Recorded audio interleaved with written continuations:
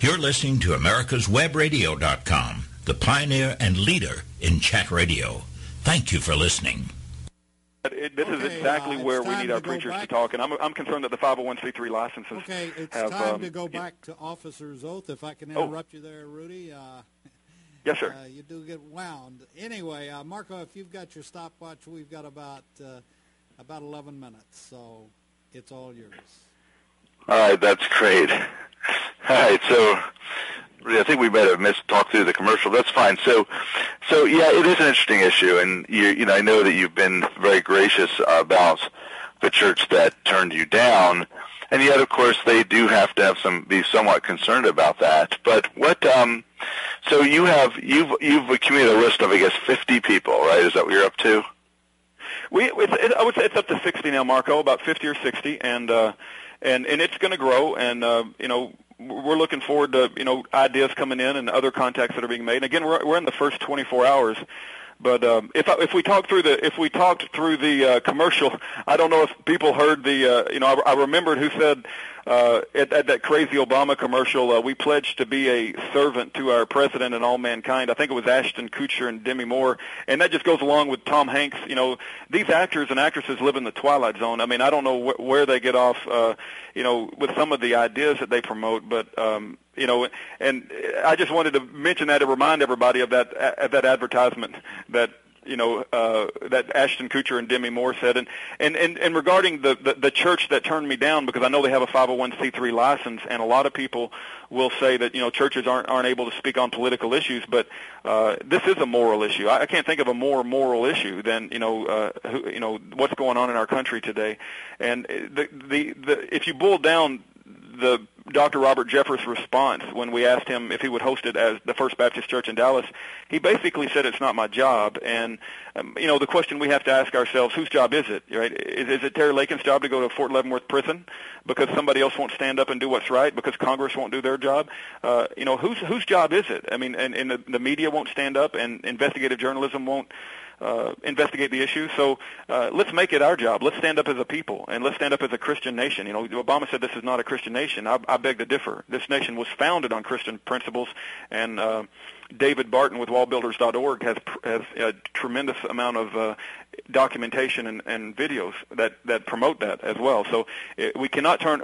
All of this stems from the fact that we're turning away from God and biblical principles, and the fact that, you know, Dr. Robert Jeffress, who I'm not here to bash him, but at the same time, for him to say it's not my job, that shows you the spiritual condition of our churches in our country today. And we need, you know, there's a black robe regimen, and we need pastors that are willing to say the truth come hell or high water, and to put, you know, just to say the truth. It's so refreshing to hear somebody say the truth and to preach the truth. And so I call upon all our pastors, you know, please help us out, and don't say it's not your job. But I'm sorry, you were saying something. Yep.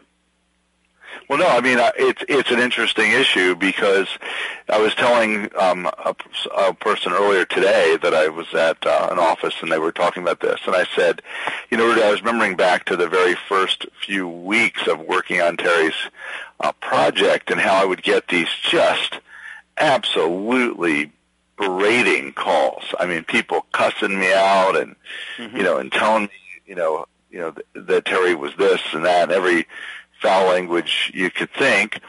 And, you know, I would say, when they finally calm down, I'd say, look, you're entitled to your opinion, but if you are willing to let this very simple and very clear part of the Constitution go, what are you willing to let go next? Are you really ready to give up, you know, some of the other things like freedom of the press, freedom of religion, right to bear arms? Are these things that you really are ready to give up, you know, in the Declaration of Independence and the Constitution, you know, and of course, oh no, you know, but why this one? Is it just so convenient? You know, I guess some people think it's just not fair that someone's excluded based on who, and this happens all the time. I have families that I know who are very, very wealthy and very generous, but their kids will grow up wanting for nothing. Yep. Other kids will grow up wanting for lots of things. And I don't know if you've seen this recent video going around about this despotic leader in Uganda called Kony. This is something that has occurred for years, not just with him. People just absconding with children every night and destroying them. But we don't talk about that. We don't want to talk about it. We don't want to hear about that. We don't want to hear about abortion. We don't want to hear about sex slave trade. We don't want to hear about slave trade. It's all very uncomfortable for us, and this is very comfortable for us because people generally their response is, how could this be? So I guess, Rudy, that's one of the things that this group might be able to answer uniformly, is to give a clear statement that the average person can understand. How could this be, right? Amen, Marco. Absolutely. And we've got to come together as a people, and like you said, we've got to face the truth. And facing the truth is the only way we're going to pull ourselves out of this ditch that we find ourselves in. It's going to spiral worse and worse and worse if we don't. And America was the place, right, where we home of the free, land of the brave, right, that we stood up and we said the truth. We were a country of righteousness. Everybody wanted to immigrate to America because they knew that they could have a chance, and that nobody was above the law, and we didn't have a despotic leader. We do now, but if we don't get rid of it now, it's going to get worse and worse. So I agree with you. We've got to come together as a people and throw off this tyranny, and we've got to recognize the founding fathers and what this country was built upon, and the biblical principles and the Constitution and the Declaration of Independence, and we've got to come together and as a people throw off this. I hope peacefully, right? I hope it's peacefully, and I expect it to be peacefully. But we cannot allow just wink at this lies and this forgery and this fraud that's going on. You're right. Yeah. Good. I'm sorry, Marco. I interrupted you. Go ahead. No, I'm saying it is, and the people who I talk to about this, who are willing to listen just for a second and not roll their eyes, they finally say, "Well, if it's so it just seems like such an easy thing to resolve." And you're like, "Yeah, that's absolutely right. It's one of the easiest things. It's not the land grab deal of the Clintons. It's not Monica Lewinsky. It's not Watergate. It's not a dozen other political scandals. It's like, hey, dude, show me your certificate," right? Exactly.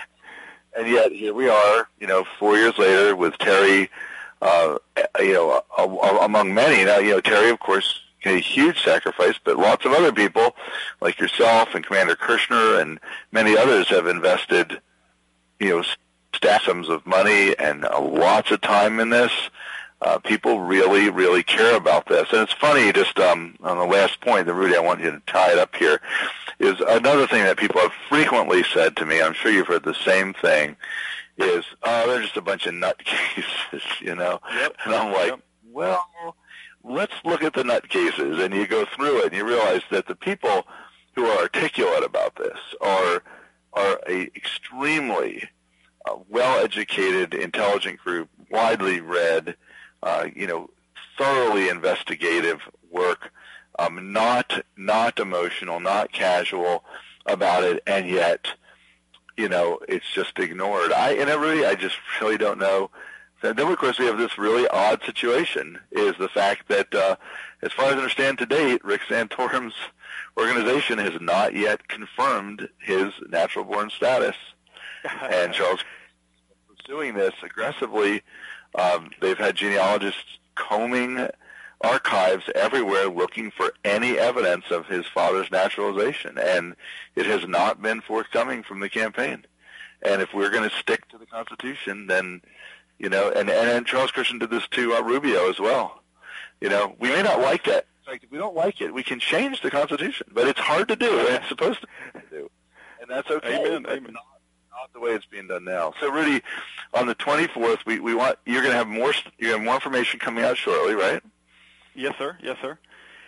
And that's on May the 24th, as you said, Marco. And thank God for Commander Kirshner, right? We need him, and he is. Thank God for Commander Kirshner. But as you said, it's on May the 24th, and the website is icareabouttheconstitution.com, and we'll be putting updates there. And we'll know more as we go on. And I ask people that are interested to please email me. There's been an email set up, and please email me, communicate with me, ask questions. My wife and I are doing our best, to put all this together. And there's a phone number, and if you want to call and talk to me, I'll give the phone number. It's 214-632-2633. 214-632-6340, and 214-632-6340. But hey, give me a call and let's talk and let's chat, and maybe you have some ideas about, to make the gathering more impactful, and some ideas about how to contact some other people who may want to attend. And we want to be inclusive, and we're here to educate the people on what's going on. And I do have that list in front of me, Marco. And one thing I should say regarding these people who want to avoid the truth on this, they just think it's inconvenient to talk about the truth. But there's a saying that says, "Let the truth be known, though the heavens may fall." It's right. And I don't, whether we're concerned about riots in the streets or a little bit of an inconvenience, the other side of the coin, if we don't address this and we don't speak the truth, this country will spiral and continue to spiral, because we cannot set our moral baseline on this path. And just, like you said before, if we've got to speak the truth, and we cannot let it get off track and have this example set for everyone in the country, especially our younger folks and those without a moral compass. And it's gonna make the righteous people spend all their cycles trying to fix it, and it's going to set a bad example for the folks that don't have a good moral compass. And so we've got to apply the law of the land to everybody equally, no matter what the color of our skin. And people want to call us names and call us wag jobs, racist, nut jobs. Let them call us that. That's a small price to pay for trying to fix this problem, and it's an easy problem to solve. And that's all we're asking, is that the law be applied to everybody, and we can't turn our backs to this, and we can't wink at it either. Interesting. Well, it should be exciting, and there's another little part of this, and I actually kind of fall on both sides of this issue.